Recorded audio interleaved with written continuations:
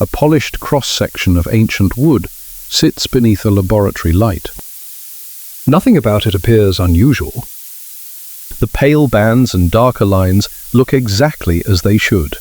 Each one marks another growing season, another year survived, another layer quietly added to a living trunk that stood through changing weather, changing landscapes, and centuries of passing time. To almost anyone, these rings reveal only the life of the tree. That is not what the scientists are looking for today. A narrow strip of wood has been cut from the ancient sample with extraordinary precision. It is carefully mounted, polished until individual cells become visible, and placed beneath magnification. All attention settles on one remarkably thin boundary. Just 1 year. Nothing in its appearance explains why it matters. No scar crosses the wood. No burn mark interrupts its growth. No visible wound separates it from the rings beside it. To the eye, it is simply another season preserved inside a tree. Yet this single layer has been isolated with the kind of care normally reserved for forensic evidence. Because scientists are not studying the shape of the wood. They are preparing to examine something the tree trapped from the atmosphere itself. Every growing season, the tree absorbs carbon from the atmosphere. When that season ends, the chemical record becomes locked inside the new ring. The tree is not only preserving another year of growth, it is preserving a dated sample of the air from that year. That changes the investigation completely. If every ring contains carbon gathered during a specific growing season, then every ring is more than a marker of age. It is a dated archive of Earth's atmosphere. The next step happens far away from the forest. Inside a specialized laboratory, technicians reduce tiny fragments of that ancient wood into purified carbon. The material is prepared for an accelerator mass spectrometer, a machine capable of counting individual atoms of radioactive carbon with extraordinary precision. The instrument is not searching for the tree's age. It is searching for the atmosphere the tree once breathed. The highlighted ring remains under the laboratory light. The wood has not changed. Only its role has. It is no longer simply evidence that a tree lived through another year. It has become a witness waiting to be questioned. Whatever is hidden inside that one silent layer was carried there by the air itself. The investigation begins with a measurement that should have been ordinary. The sample comes from an ancient Japanese cedar. Its annual rings have already been dated with remarkable precision. The highlighted layer belongs to the years 774 and 775. By every visible standard, it looks no different from the rings that surround it. The expectation is simple. Natural carbon changes slowly. Small fluctuations appear over decades as Earth's atmosphere and the Sun follow familiar cycles. The graph should rise gently, fall gently, and continue without surprise. Instead, one point refuses to follow the pattern. On the laboratory display, the line climbs almost vertically. Within a single year, the concentration of radioactive carbon increases by roughly 12 parts per thousand. For researchers accustomed to gradual environmental variation, it is an abrupt jump, far larger than the quiet background changes normally preserved inside tree rings. The first instinct is not excitement. It is caution. Unexpected measurements appear for many reasons. Instruments drift. Samples become contaminated. Calculations contain hidden mistakes. Scientific history is filled with remarkable discoveries that disappeared when someone repeated the experiment more carefully. So the investigators do not begin searching the sky. They return to the wood. The neighboring rings are measured again. The years before the anomaly remain stable. The years after, it begin a slow return toward the previous baseline. Only this narrow annual layer carries the sudden increase. The pattern is too clean to dismiss as random noise. Now the chemistry itself becomes part of the evidence. Radioactive carbon does not grow inside a tree. It forms high above Earth's surface, when energetic particles entering the atmosphere trigger collisions that transform ordinary nitrogen into carbon-14. That newly created carbon quickly becomes part of atmospheric carbon dioxide, and living trees absorb it as they grow. The cedar is not producing the signal. It is preserving one that already existed in the air. That distinction changes the investigation. The anomaly no longer belongs only to the tree. It belongs to Earth's atmosphere during a single growing season more than 12 centuries ago. In 2012, research led by Miyake documented this unexpected spike in a peer-reviewed study. The results survived close examination. The measurements held together. The chronology remained consistent. The sharp increase was tied to one specific annual ring, not to the tree as a whole. The highlighted band under the laboratory light is no longer simply an interesting feature of ancient wood. It is the exact physical location where a sudden atmospheric event left a measurable chemical signature. One question, however, refuses to disappear. If this really happened to Earth's atmosphere, why has only one tree revealed it?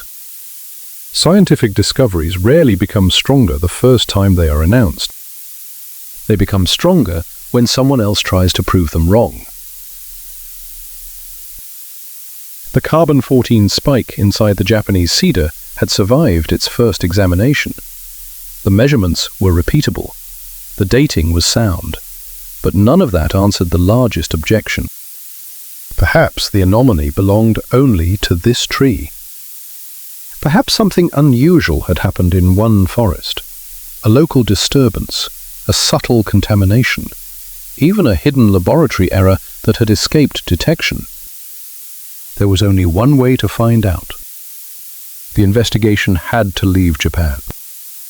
Ancient oak samples from Europe were prepared using completely independent tree ring chronologies. In Russia, old larch trees were examined. In North America, researchers turned to bristlecone pines, some of the oldest living trees on Earth. Far to the south, ancient kauri preserved in New Zealand wetlands offered another record from the opposite hemisphere. Different continents, different climates, different species, different laboratories. If the Japanese cedar had been misleading everyone, this was where the discovery would begin to fall apart. One laboratory finished its measurements. The same year appeared another laboratory completed its analysis. Again, the same year. Then another. And another. Maps that once showed isolated forests slowly became connected by a single date. 774. The trees had never shared the same soil. They had never experienced the same weather. Many had lived thousands of kilometers apart, separated by oceans and entire hemispheres. Yet inside each one, the same narrow annual ring carried the same sudden rise in radioactive carbon. The investigation changed immediately. This could no longer be explained by local biology. It could not belong to one species of tree. It could not belong to one laboratory. The atmosphere itself had become the witness. When researchers placed the radiocarbon records side by side, the pattern became impossible to ignore. The exact size of the increase varied slightly from region to region, as different ecosystems naturally process atmospheric carbon at different rates, but the timing did not move. Every archive pointed to the same brief interval in history. The same invisible event had reached forests across the planet. An ordinary growth ring had become something far more difficult to dismiss. It was no longer speaking for one tree. It was speaking for Earth's atmosphere. That created a much larger problem. Whatever caused this signal had not touched a single forest. It had reached the entire world at almost the same time. Every worldwide event begins with many possible explanations. At this stage of the investigation, the tree rings reveal only one undeniable fact. Something changed Earth's atmosphere almost simultaneously across the globe. They do not reveal what caused it. Several suspects remain. A nearby supernova could flood Earth with high-energy radiation. A short gamma-ray burst from deep space could also produce energetic particles. Much closer to home, our own sun is capable of violent eruptions that occasionally disturb Earth's magnetic field. On paper, each possibility appears powerful enough to deserve consideration. So the investigation changes again. Instead of asking which event could release enough energy, researchers ask a more demanding question. Which explanation leaves behind exactly the evidence we observe? The answer cannot come from the trees alone. Another archive must testify. Thousands of kilometers from the forests, the investigation leaves living tissue behind. Inside sub-zero storage facilities, scientists examine long cylinders of ancient polar ice. Year after year, snowfall trapped tiny chemical traces from the atmosphere before compressing into solid ice. Unlike trees, these records never pass through living tissue. They preserve the atmosphere by an entirely different path. If the carbon-14 spike belonged only to the carbon cycle, the ice should remain silent. Researchers extracted thin sections corresponding to the same historical period and measured two other cosmogenic isotopes, beryllium-10 and chlorine-36. Both are produced when energetic particles collide with Earth's upper atmosphere, but they follow different chemical journeys before becoming trapped inside polar ice. When the measurements were complete, the ice answered with the same year. The curves rose where the trees had risen. Independent archives, formed in different environments, using different physical processes, were now telling the same story. The investigation crossed an important threshold. The evidence no longer depended on biology. It no longer depended on carbon alone. Earth itself had recorded the event in multiple natural archives. That allowed scientists to test the competing explanations quantitatively.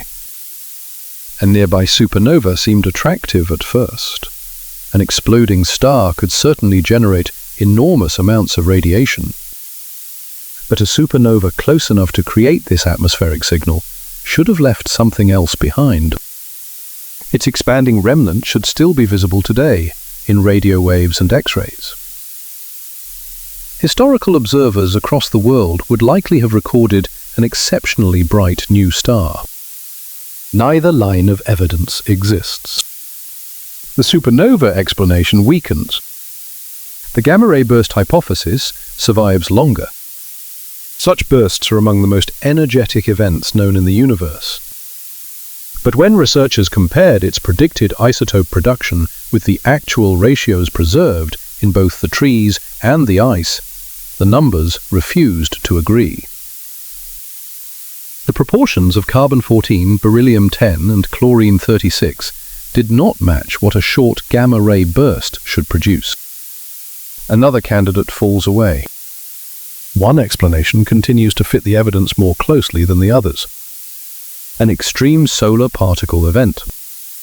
A massive eruption from the Sun, capable of accelerating enormous numbers of high-energy protons toward Earth, naturally reproduces the isotope pattern preserved independently in wood and polar ice.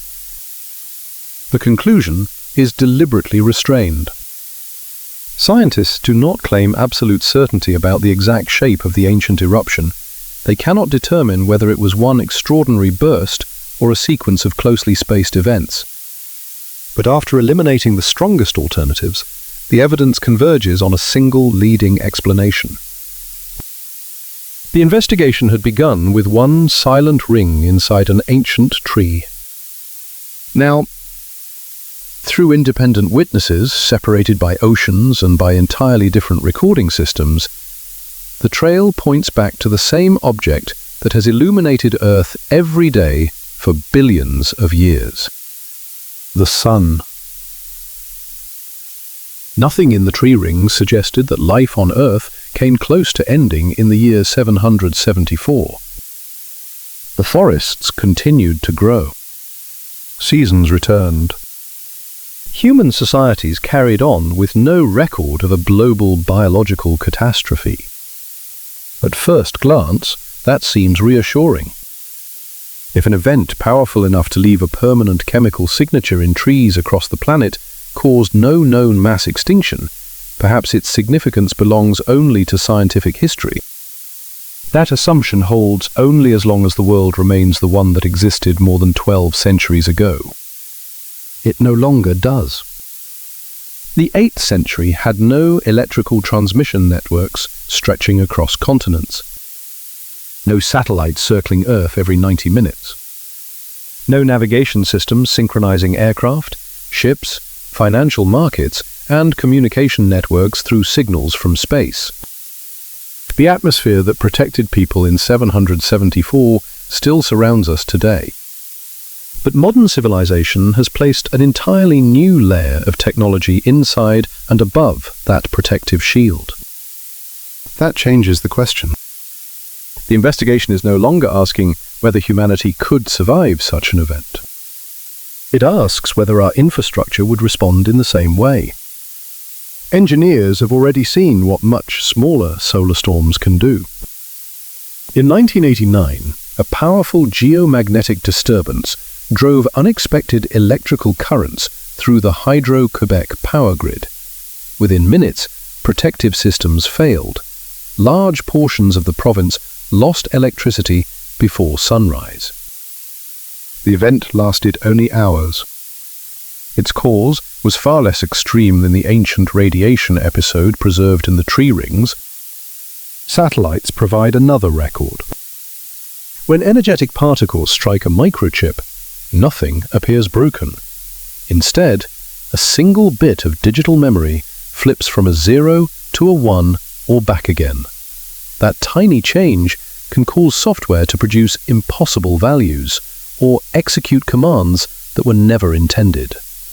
Engineers call these single-event upsets. The spacecraft continues to operate, but its software may suddenly report impossible values or execute commands that were never intended.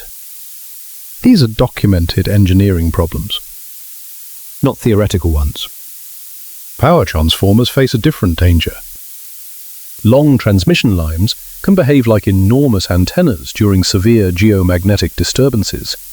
Slowly varying magnetic fields induce electrical currents that were never part of the grid's design. Transformer cores can become saturated, internal temperatures rise, insulation begins to fail. The larger and more interconnected the network becomes, the more pathways exist for those unwanted currents to travel. Government agencies responsible for monitoring space weather, together with electrical engineers and infrastructure researchers, have spent years studying these vulnerabilities. Their assessments remain careful. They do not claim that another event like the one recorded in 774 is imminent. They do not predict the collapse of civilization. They make a narrower observation. Modern technological systems have never been tested against a confirmed solar particle event of the scale suggested by the ancient isotope record. That realization changes the meaning of the tree ring once again. At the beginning of this investigation, it appeared to be nothing more than a line marking another year in the life of the cedar. Then it became a chemical archive. Later, it became a global witness, confirmed by forests and polar ice. Now it serves a different role. It documents a category of solar behavior that existed long before power grids, satellites, and global communications depended on a stable space environment. As the laboratory images fade, the documentary returns to the same polished cross-section seen at the beginning. The highlighted ring has not moved. Its color has not changed. Its width remains almost impossible to notice without magnification. Physically, it is exactly what it was when the investigation began. Only the viewer sees something different. What once looked like an ordinary season of growth is now recognized as one of humanity's oldest surviving physical records of an extraordinary burst of solar radiation. The evidence never needed to become larger than a single annual ring. Everything else grew around it.